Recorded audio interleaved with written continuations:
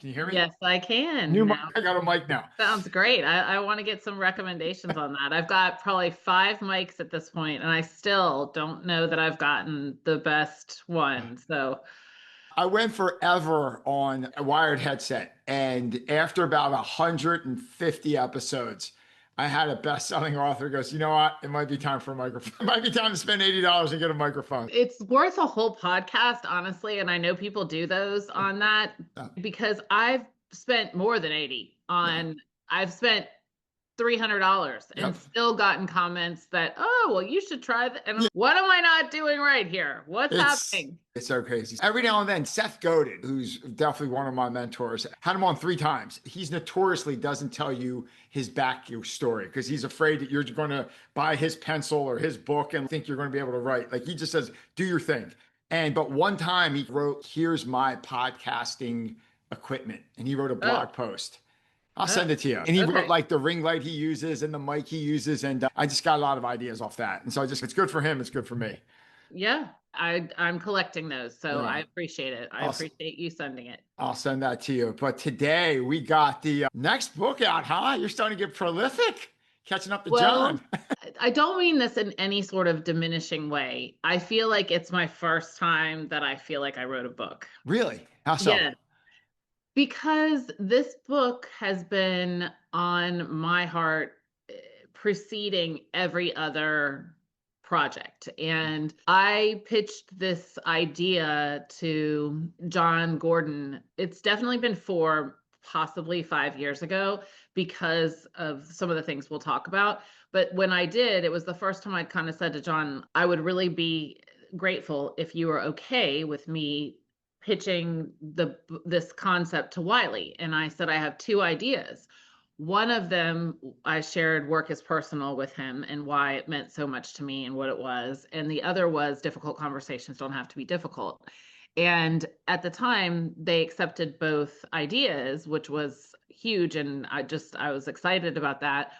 And difficult conversations and the story that came out of that ended up moving forward in the process. And everything I've learned from writing the short story Glue to being involved with writing the field guide with John before that, and getting to do the things in the growth kit and the growth resources that Julie Nee and I were able to do.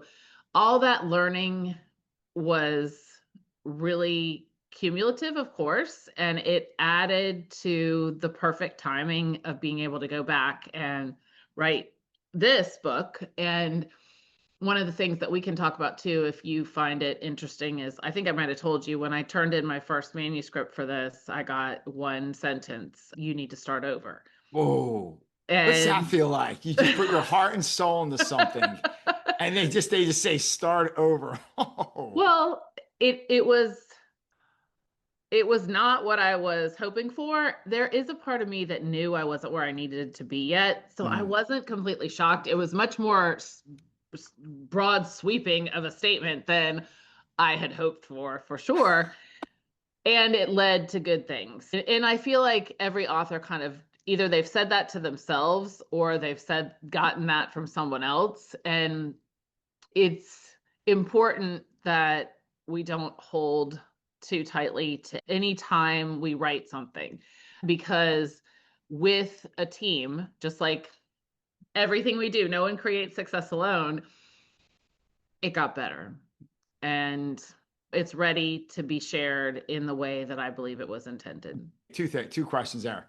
One, when you saw that, right, you're hoping for a couple minor tweaks, like, oh my gosh, this is awesome. Can't wait to publish it. Like just a minor sentence here or there, you got to tweak, but you got to start over. What's your initial reaction when you hear that, when you get that? I definitely felt like a gut punch, of course. Yeah. And I definitely wondered for a moment, did I hear wrong, Lord? Like, did I hear from you wrong? Because it's possible, right? Sometimes it's not yet, sometimes it's no, Yep. and I thought maybe I just misunderstood. And this is going to be used in some other ways because it already has. And it definitely put me through a process of questioning that helped to solidify the conviction and the desire to do a better job in communicating what I was intending to communicate. And it helped me become a better writer. Quick little story from way back in the day about here. Oh, you heard it wrong. I'm in high school and baseball was always my favorite sport. I actually even played a year in college. I had like freshman, sophomore year, I forget the year, like the most horrendous tryout. Like every ball went through my legs in the infield. I might have dropped a pop up. I think I struck out in the one batting practice I had in front of the coach, and the coach didn't know me. It was a new coach, but like they went to they used to post the list way before computers. They Yeah. posted the list like on the locker room, like here's the team, show up for practice tomorrow.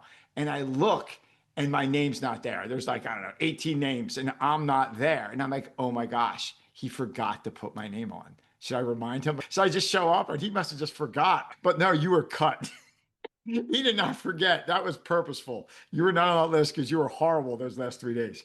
And it's so funny. Like your mind plays tricks on you, doesn't it? Like your mind can definitely play tricks. I identify with you so much, Joe, in that. And yes, it does. And you were reminding me of a connection I hadn't even really fully made yet, because I have never been a person that there isn't anything I can think of other than being determined that I've been a natural at. Mhm. And, the first time I tried out for almost everything, I wasn't selected. And people were like, oh, she's 5'11. She's going to be good. She's going to be great. She's going to be on the basketball team. I did make the basketball team, but I scored more at the wrong basket on the wrong side of the court before I ever scored on more points on the right side of the court. And my dad had to look for stats. My dad played basketball. We're all tall. And he was like, looking for stats that he could give me a good stat. He was like, okay, this is what an assist is. Like maybe you can be the leader of assists, or maybe you can. In one game, I turned the ball over just because I was the forward. So I was inbounding the ball and I stepped on the line over 10 times.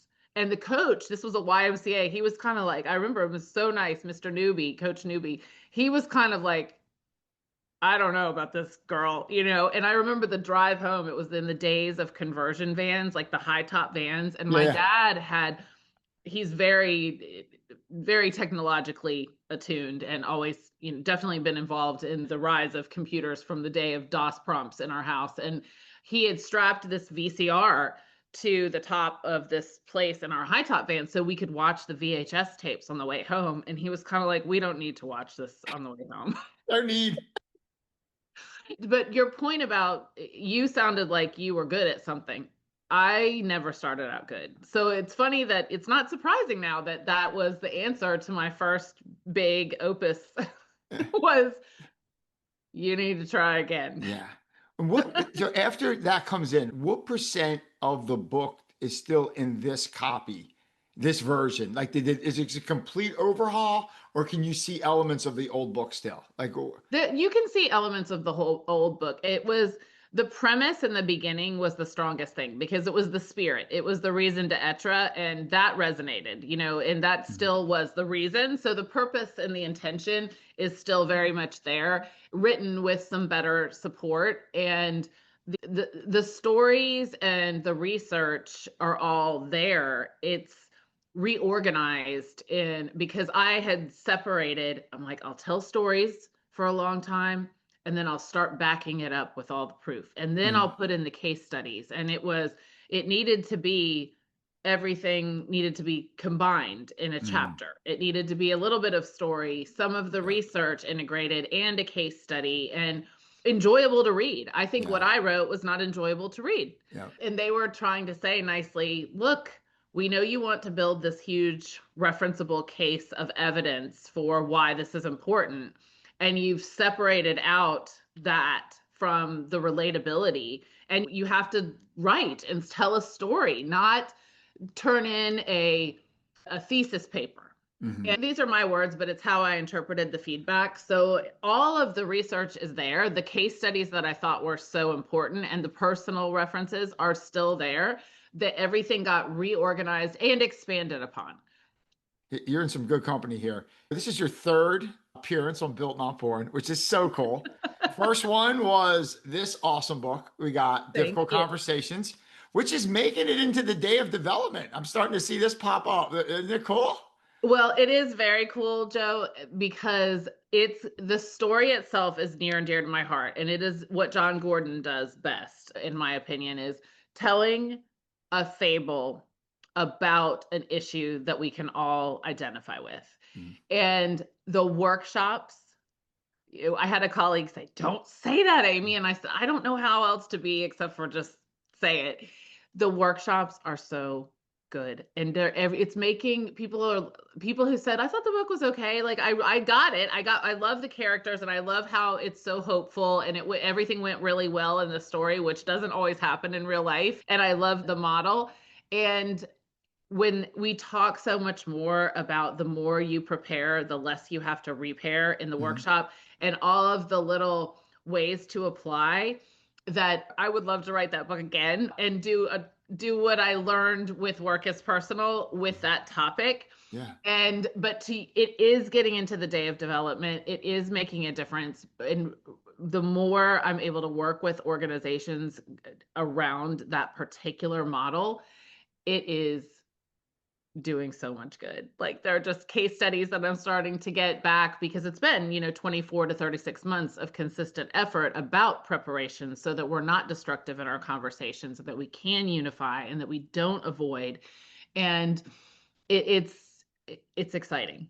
Yeah, because it goes so well. Because when you get to the part, I think it's the teamwork side, like the team's disconnected at the top, fall apart at the bottom, right? But how do they fall apart? Lack of communication. Why is the lack of communication? Because they don't want to have the difficult conversations. Yes. So it goes right into that. Like it fits so perfectly into that mindset of communication. So the team is a high performing team, right? It is a high performing team. And one thing that people do identify with in that book is that the leader is wondering, what's wrong with my team? My team has problems. My team needs to do better at all these things. And what is the deal with them, And the leader, like all many of us, realizes it does come down to them, and not just them, but the communication between the parties so that they're able to talk about the things that really are blocking them from maximum success. And that's what John learned and I learned differently, but then together, is that as you look at where the opportunities are for people to elevate performance, elite teams of all kinds practice how to talk about the tough stuff that makes them better. Mm. So when you put that statistic that I shared with you, 75% of people avoid conversations that they deem are going to be difficult. Oh yeah. That's a huge opportunity. That's from a workplace resource study by Bravely. Then what I like to laugh at is that other 25%, I feel like I've worked with and I've been. And the other 25% are the people that raise their hands in my workshops or board meetings and say, "I don't avoid any conversation. I have everything. I go," and I'm like, "And you're why the 75% of people avoid the Don't conversation." want to do it because you're so in their face and it's Yeah, so uncomfortable because they have it, but it's a difficult. destructive. It's a destructive. Yeah, it's the other D. It's destructive. And you're like, I'm never bringing my problems to that leader or so-called leader again because Yep. it's just so much in your. It's just like not a good experience, Yeah. right? Don't That's avoid, don't destroy is what we talk about. And the two main opportunities are starting to really, really flourish. We say, first, have the conversations to get better, and mhm. then get better at having the conversations. Yeah, And yeah. we can all benefit from that. Absolutely. And that was in 2024. We did difficult conversations. 2025, last year, you and Julie Nee back on Gift of Growth. Great little book. Just something, 2, 3 minutes to start the day. It's just so awesome. A great quote, inspired. I've been trying to write like a little daily blog each day, just like point of awareness in my head, just to get something out there each day. And I steal some ideas from that book. Like I'll read them, like, oh, I'm going to write about this today. It's awesome. It's a great little Well, let resource. me tell you, your ability to see and apply that resource, and I appreciate, and we are both grateful that you saw that, and that resource is taking hold in so many hands. Couples tell us they read it together. I've had other people say they read it at their dinner table to talk about the next day. Mhm. That simplicity of it. And what's interesting is today is the 1 year anniversary of that launch. Is it really? So Yes. cool. Congrats. That is fantastic. And that's such a great book because this book is like, well, everyone says, I don't have time to read. I'm too busy. If you don't have 2.5 minutes, like literally, you get like an idea, you get a quote, you get a thought, you get something to do that day to make you a little bit better or just see the world in a little bit different light in like 2.5 minutes. Like you just don't care or you're not trying. You know what I mean? It's great. It's a great book. It really is. Thank you. So this makes it your third appearance. So you tie Seth Godin, Woo, Guy I'm in good company They're there. coming Thank there. you. I'm honored. Guy Kawasaki, Apple's former chief evangelist, Jay Papasan, who wrote The One Thing, and Hmm. Donald Robertson. He wrote How to Think Like a Roman Emperor. I love his books. And John's at two. I'm trying to get him for the third for his. I think he has the next book coming out in May, maybe. Yeah. The Yeah, Power of Positive Habits. That's Yeah, I'm coming gonna out try to in get him May. on one more time. See if I can talk him into it. My two biggest sales, we're getting John on twice, so we'll see. Let's see if I can do it a third time. But today we are talking about your new book, Work is Personal: How Authenticity Drives Work and Culture. So you said a few moments ago, you wrote this book because you could not write it. Like it was just in your head. It was like I got to write this book. So why couldn't you not write this book? What was the driving force? Well, the driving force to writing this book was I heard many people over and over and over and over and over again. It's not personal, it's just business. And it never sat right with me. It That sounds like never The did. Godfather. It sounds like Well, Tessio. it is. It is, Joe. It's So I like went on a little research study and found out, and this is in the book, that that statement is attributed to starting with a guy. His name's Otto Berman, and he okay, was a mob accountant. okay. And he was the one that started, hey, I'm just going to justify all our bad behavior by saying it's not personal, it's just business. It's like a way to say, I can do what I want because I'm just giving you this line. And then it did get into The Godfather. Yep. And what's really, really cool is there's this show while I was writing all of this, going through, talking about this, and getting the book ready the second time. I was watching a streaming show called Hightown, and it's a crime series. And this criminal has this moment where he says, we've been lying to ourselves for years. Everything's personal. And he's referencing that this came from organized crime, this idea of it's not personal, it's business. And he says flat out, and I said, it is the right time. There's some confirmation. Even the mobsters who started saying this in the first place have given up on it because it's patently not true. And it never felt right. It was always bothering me. And then in the workplace, I had someone that I really respected use that phrase on a day that it just ignited, I'm doing something about this. I Yeah. know other people have wanted to, but I personally said, I will make something happen. That's so cool. Any book you bring Tessio, as he's trying to kill Michael Corleone, but he gets caught. That is awesome. How about so cool. And it's so true though. So like the phrase work is personal. It kind of challenges what a lot of leaders are taught about keeping life and work separate, right? Like Mm-hmm. it's Yeah. what convinced you, like you had this drive to write the book. What convinced you that that separation was actually hurting culture and performance, not helping it? Many things. And I do write about the case for humanity and the case for authenticity from a science basis in the book, which is part of this. What convinced me was watching and learning about how people perform their best.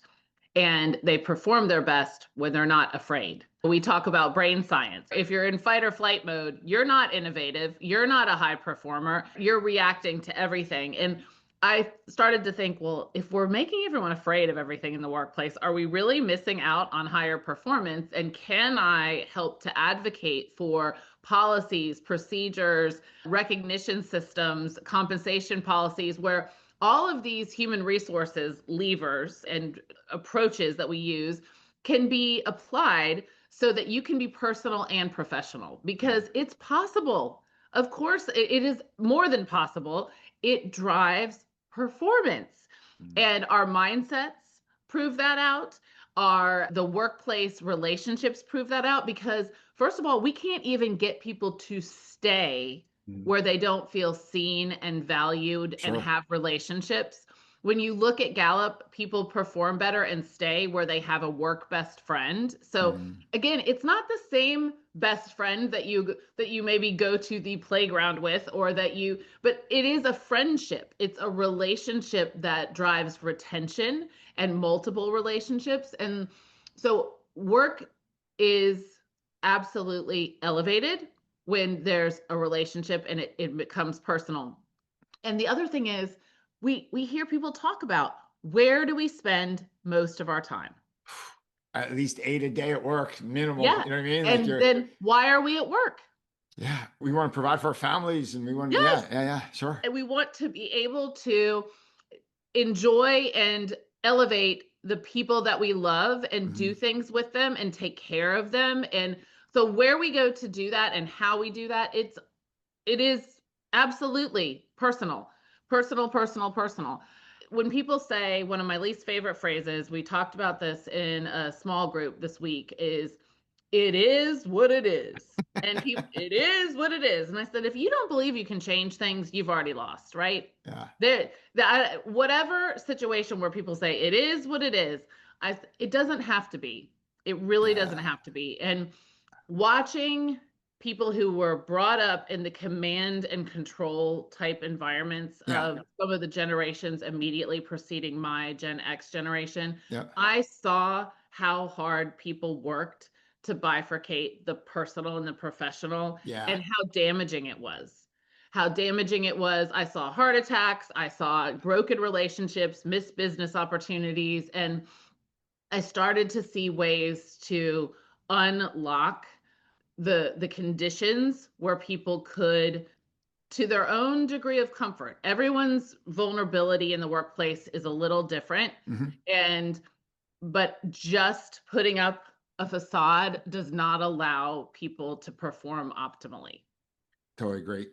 Let's hold there for a second. So, like, okay, this book's about authenticity, right? So, Mhm. like, what are the signs that the authenticity from the leader is real as opposed to posing? So, like, all right, you work in a big company. There are some leaders that can walk on stage and they're way up in the organization and they're so like great on stage. And they go, if you need me, just, just reach out. Happy to help. And then you talk to them on the side, they walk right by you because you're not that important. Or you're like, hey, Mr. Who, Mr. C-suite or Mrs. C-suite, you start talking to that leader, like maybe at the coffee break, or you see them in the crowd and they're looking over their shoulder and they just like after 4 seconds they walk away. Like you're not that important to them because you're not that important, right? So like Mhm. the authenticity, they have that persona on stage. I guess a long-winded question. How do you know the authenticity from the leader is real? Is that a good Yes. question? Is that a fair Yes. question?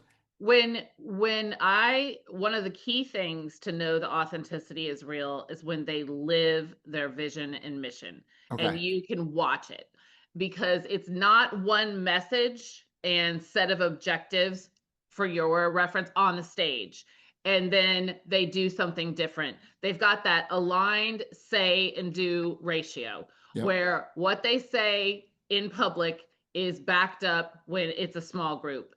And that's one of many things. I also look for people who admit their mistakes. If it's Mhm. all and then going back at a lot of things, the reason I work with John Gordon is because I believe the things that he professes and we love working together.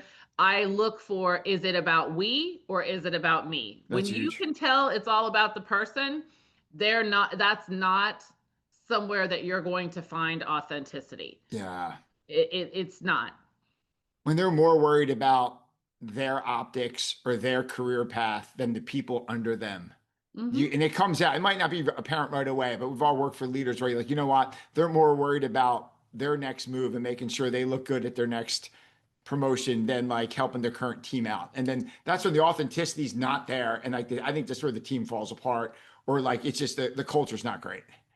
Truthfulness in the bad things and the good things too. It's easy Yeah. to tell the truth about the big exciting things. Hmm. It's harder for many people to tell the truth about the hard things. And you can tell, one of the things that I write about in the book, and is the difference between two people that I do not know personally. So there are many aspects of who they are as human beings that I do not know. This is still a great example. The difference between what Satya Nadella brought into Microsoft and what was there prior with Steve Ballmer. Hmm. Steve was known to be great on the stage. He had a lot of good energy. I've read about him. Again, I don't know him, and there were fiefdoms, there was a lot of competition, but internal competition in his leadership. Microsoft wasn't performing as well. Satya Nadella came in. He was more about mindset and empathy and positivity. And all of a sudden, well, not all of a sudden, but through his efforts over time, 3x the market valuation of Microsoft and greater connectivity, improved performance. And he focused on other people, not on bluster and self. It was definitely a me to we switch, at least from observation and Yeah. from what I've read. And by observing and seeing those signs, and there's a lot in the chapter about the science of authenticity, and I'm not saying you just have to get into the book to know all these things, but we talk about how our body language reveals these things over time when people are observing us, our eye contact, and we're making Huge. determinations about other people and their authenticity. And when there's incongruence between what people say and what they do, and that's incongruence that none of us like, when people are doing one thing on the stage and then you experience them so completely differently. And it's not the one time. You might not have the ability to stop and talk to me, Joe, and the one time, that's okay. You wouldn't ignore me. You might be like, hey, how's it going, and have to keep moving sometimes, because Sure. that's also the truth. You can't always talk or be with everyone. Over time, people see, oh, they're not for real. Yeah. And that's why the framework in the book, that's why I chose Be Real as a way to bring authenticity into the workplace, in a way to make work personal effectively. You walk through this Be Real framework in order to do that. Yeah. How important, you mentioned eye contact a few moments ago. How important is eye contact when you speak with somebody? Like if you're in a crowded, or a lot of times you work for a big company, you're at a big meeting and there's hundreds of people in a ballroom, or you're in a reception. And even if it's with the leader where it's like 2 minutes, if they look you in the eye for that 90 seconds, say nice to meet you, blah, blah, blah. Like that is so much different than if they hung out for 5 minutes and they're looking over your shoulder to see who else is in the room, and like you tell they're half checked out. Like that eye contact for 30 seconds is so more impactful than like being disengaged for that 4 minutes, for more time than that. Does that make sense?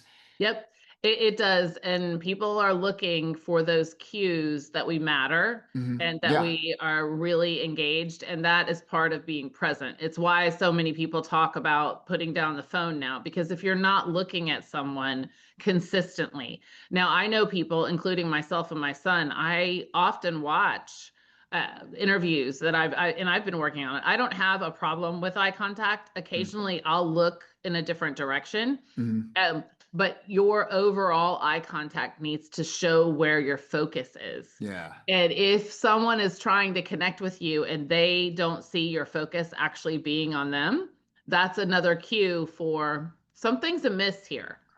Yeah. Yeah, absolutely.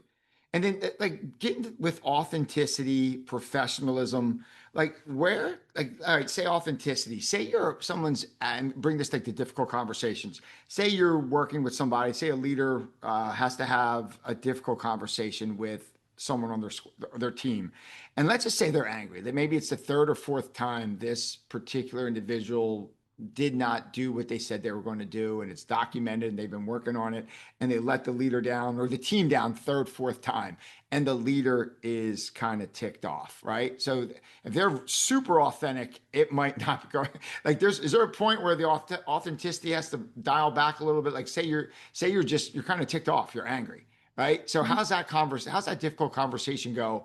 How can you remain authentic but not lose your cool? Does that make sense? Yes. Well, I think you are doing a good job because you've done a lot of this work of getting into some of the answers as we're entering into them, because it's not inauthentic to regulate. right? You've got to regulate the emotions because people will shut down if we bring our anger Oh, in. And sure. It's never one of the good. things that helps you stay authentic is you do have expectations of performance that have been communicated that haven't been set.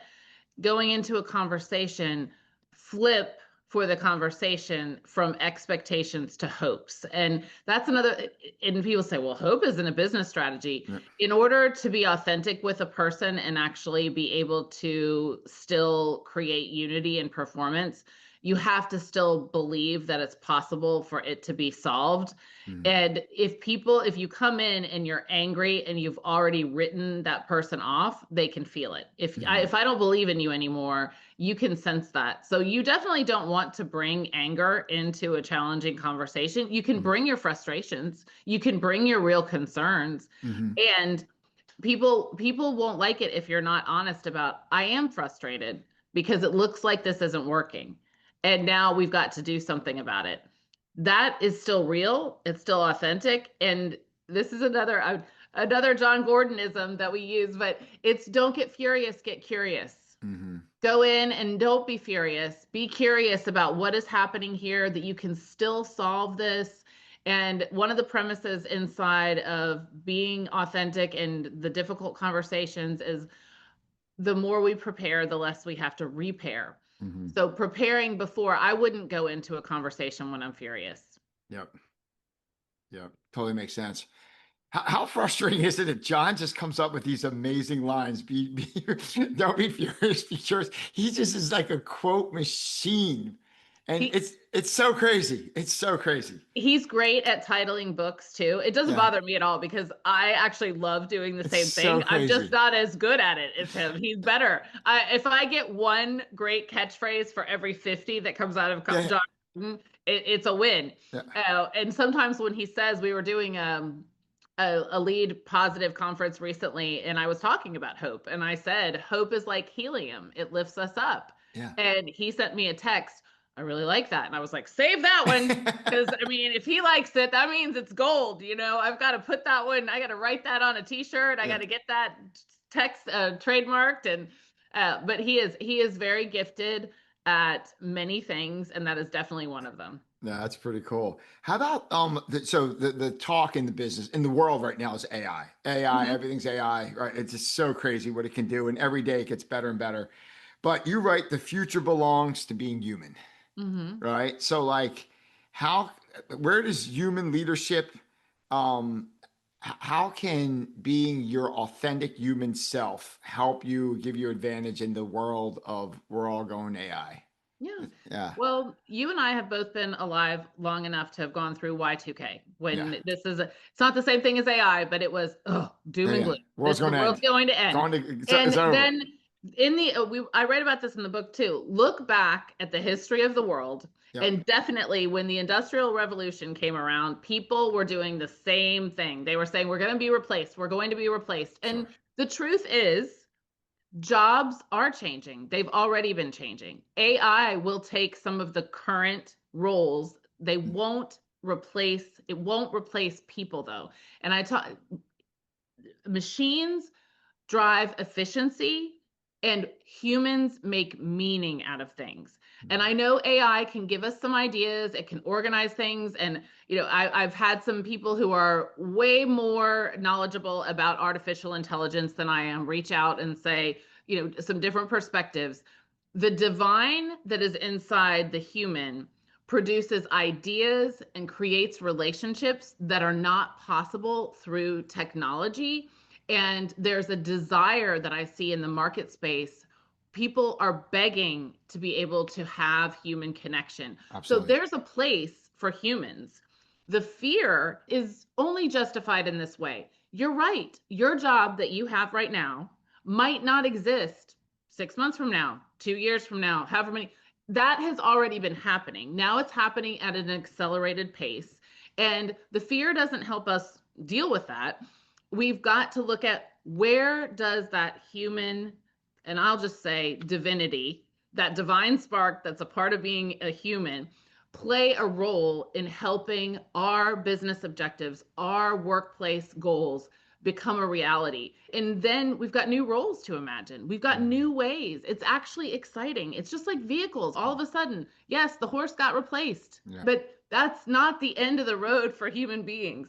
And that Seth, when he was on a couple months back, Seth Godin, he was saying, think of AI like electricity.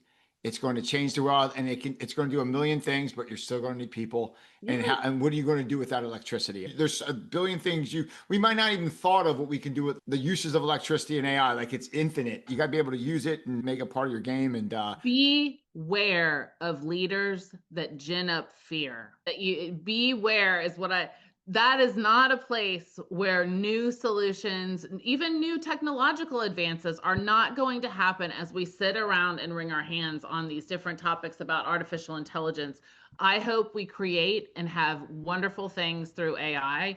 And there will be some, just like every other technological advance, that disturb us or worry us or cause our ethical considerations to be ignited. And we're going to need to work through that. But it doesn't replace the role of the human. two questions here. If a leader of a big or small organization reads this, what do you hope they get out of this book? I hope they get out of this book the way to truly take care of their people so that they're able to achieve their organization's purpose and do it with the people that they hire, because they're hiring people and then they're wondering what went wrong. And it is because we lose that connection inside the workplace. And there's a disproportionate focus on talking about the things that are the results, which we have to talk about. The people drive the results. No matter, the people are the drivers of the results. So what I want people to be able to get out of this book is, how do I do that? How do I still run a successful organization and truly figure out a way to prioritize the people? And that a lot of people do not know how to do that. So true. And then let's flip it around. What do you hope, like a frontline employee reads this book? What do you hope they're empowered to do differently? I hope that they're empowered to identify the organizations that prioritize them before they ever make the decision to sign the offer letter. How so? The first element of the Be Real, the framework, is really building connection before employment. And I talk about organizations like even NASA has ways to engage with NASA before you ever decide you might want to be employed there, creating environments where people work on technology projects before they're employees. And so I want them to be able to look at, does this organization stand for the employee before they ever get hired? And there are things to look at that are posted. That's usually where the dissonance comes in, is people get hired and everything they were told beforehand, they're like, what happened? That was a lie.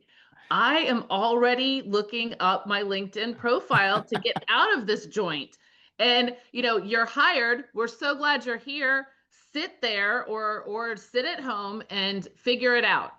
And not that in and of itself isn't the only signal, but how do we set up things that are still efficient and doable so that the employees can be prioritized? So the employee that's looking, I am looking for them to be able to understand, how do I ask the right questions? How do I identify the organizations that truly are prioritizing this so that they can find a place to stay for a few years and really grow and enjoy their work alongside helping this organization achieve its goals?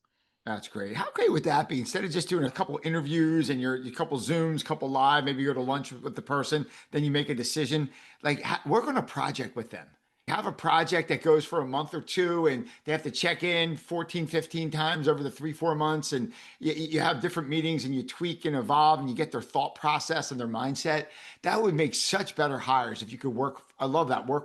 Have a project you work with them on before they make sure it works for them and you. Because if you hire them and they don't like it, they're going to leave. Or if they come in and they're not a good fit, you're going to ask them to leave. Working on a project is a good way to see if it works for both sides. Yeah. And if you're not NASA, we understand. And if you're not a person who can work on a free project before you get a paid job, I understand that too. There are ways to have the interview process set up so that you can have on the job interaction as a part of your hiring process. And the more you can see what it's really like to participate and collaborate, the better for both, because the organization wants to make a good hire so that they're not spending the money and losing the money. And the employee wants to find out that you're for real when you Mm. say you care about Yep. them. So many organizations are doing this, and there are ways for small businesses to do this too. And that's not the only strategy, but it's about making that right connection so that people can do what I believe workers intend to do, find a work home that is not a fleeting experience and not filled with stress and anxiety and just remorse that they Yeah. started there.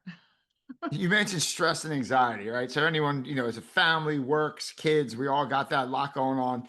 When you need to clear your mind or recharge your body, you're feeling a little stressed out, a little worn down, what do you do? Well, I make sure that I'm consistent in a few practices, and I've fallen off on these at different times, and that's what helped me learn what really does work. So here Yeah. they Oh, are. yeah, yeah. The things that we know to be true, like sleeping and hydrating So and big. and exercising. And So big. I don't want to bore your listeners. I don't. They're like, well, tell me something new, Yeah. please. Going to another John that I know through John Maxwell. He says Yeah. consistency compounds. Yeah. Be consistent in the things that you know help keep you healthy and as balanced as possible so that when the inevitable adversity and craziness hits in the work, Yeah. you're able to show up in a way that's going to allow you to work through it and not crumble in it. Yeah. So I do those things, and I know that when I don't, I my husband starts waving the red flag. My children start telling me I'm annoying and that I'm a fake. They'll say, "Oh, didn't you write a book about something about this and you're totally a fraud?" And I always say, "Okay," because I've done a lot of thinking about this, especially with this book.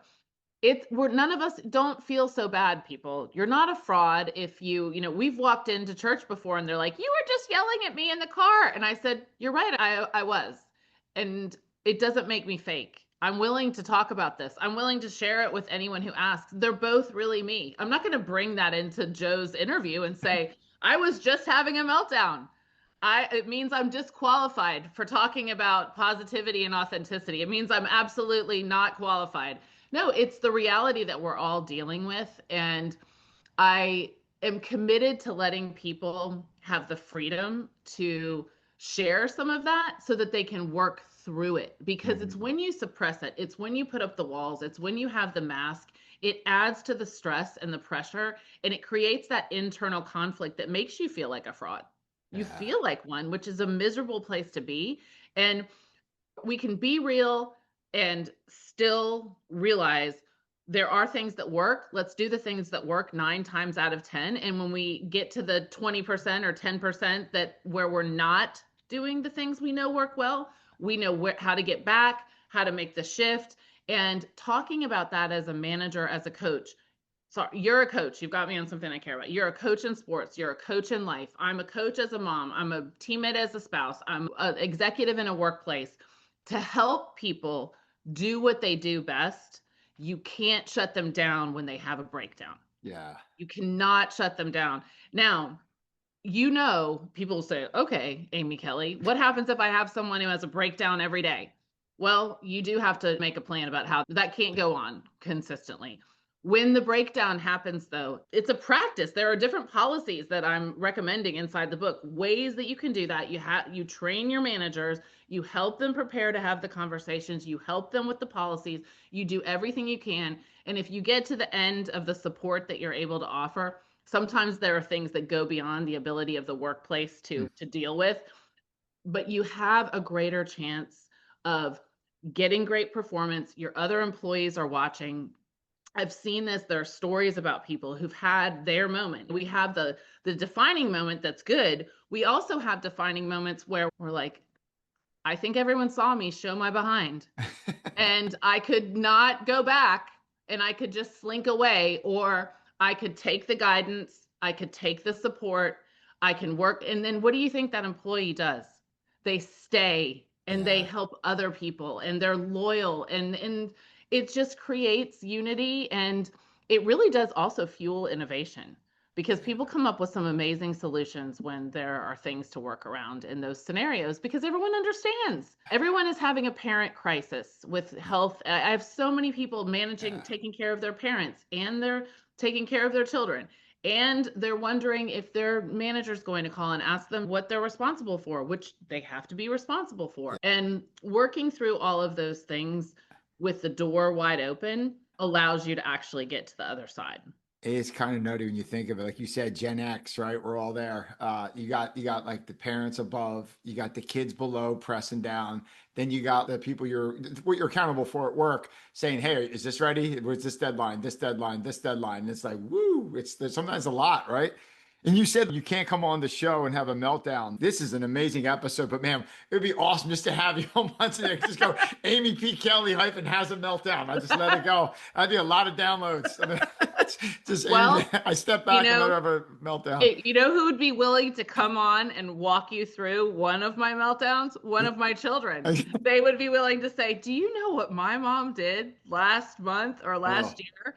Thankfully, they're not as frequent, but there have been times oh. when they've definitely observed less You than are, ideal. we are not human if you don't feel the emotion and have the meltdown. You are not a human being. And lastly, dropping back a few moments ago, you spoke about, I think it was a John Maxwell quote, consistency compounds. Hmm. And it's like, what do you do when you get stressed out? Like it sounds it's simple, but not easy. If you sleep and you exercise and you eat right and you don't drink too much alcohol, make so whatever, don't damage your body, you are in such a better spot than if you don't do any of those simple things. Like you don't like it's like you don't have to do crazy stuff to feel good. Like sleep, eat, hydrate, get outside, go for a walk, do some push-ups or go to yoga class. You don't have to land on Mars to feel great, you know? It's not that complicated. It's not, and the it is so important because the reason I've gotten even more focused on that element of how it relates to our thriving in the workplace is because I've worked with so many executives individually and with their Mhm. teams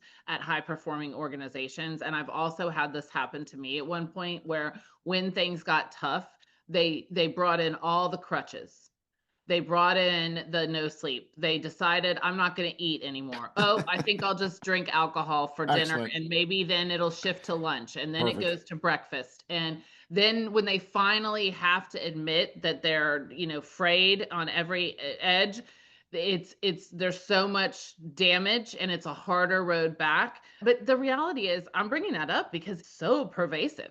We all go through moments where like, wow, I shouldn't have had that extra glass of wine, or maybe I lost my cool here. But like consistently, if you could do the simple things well consistently, like I think Morgan Housel, there's a great podcast out right now with Tim Ferriss. You familiar with Tim?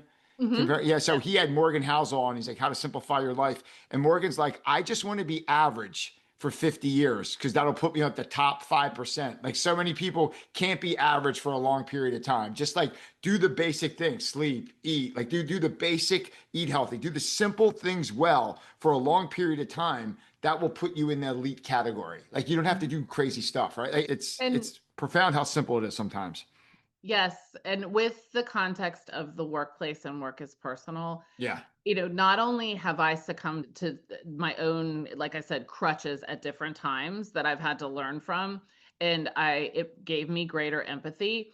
It's helped me to understand as a business owner, leader, and especially in the human resources and talent development field, how to apply policies and work with the human being that is dealing with the issue. And that can be all kinds of mistakes and challenges in the workplace, but it's very important to deal with the person as a person. Awesome. Wrapping up here, Amy P. Kelly, if you could have everyone listening take just one lesson away from everything we discussed. We talked empathy, we talked work as personal, difficult conversations, just so much great material. What would that one lesson be? The one lesson would be if you want a high performing teammate, don't judge, support. And I hope that makes sense. It's don't sit in judgment of them, support them. Because I'll give you a story. I've watched people leave a workplace and the boss was screaming, "Have a nice life. You're dead to me," to someone. And I've seen that when someone did something that they needed to leave, and I've seen that when something was just a disagreement. And no one ever forgets that. They don't forget when they're hired, and they don't forget when they leave the relationship.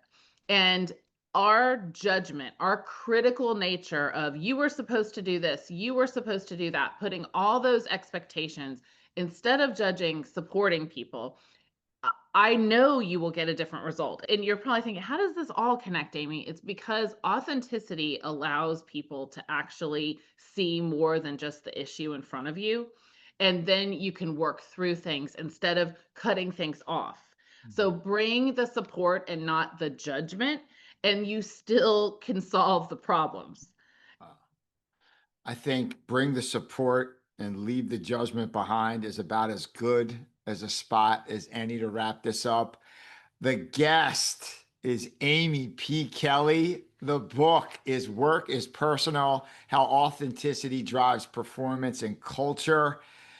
Amy, if the listeners are looking for you and what you do online and all the great work you have out there in the universe, where can we find you? You can find me at amypkelly.com. And right now, I would love for you to go to workispersonalbook.com. That is the place I want you to hear me. Please go to workispersonalbook.com. There are tools there, but there are also ways to bring this to your team if you would like to. I would love to serve your team and organization and share the things that I've seen actually work when it comes to high levels of authenticity, yielding performance, and great cultures.